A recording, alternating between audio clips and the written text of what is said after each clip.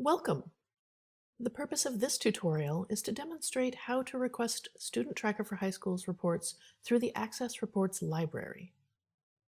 The Access Reports library feature is accessible to all STHS users with the technical role assigned to their web ID. The purpose of the reports library is to allow users the ability to request reports or segments of reports that have been previously run by the clearinghouse. Once you have logged into the Clearinghouse application with your web ID, navigate to the Research Services tab. Please note you must have a web ID and have assigned the Technical, FTP, and Reports roles to get into the Access Reports library. Select the Access Reports library hyperlink and select the appropriate query type, Graduate or Request.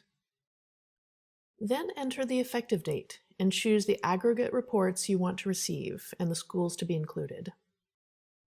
If you would also like a detail report, indicate that as well.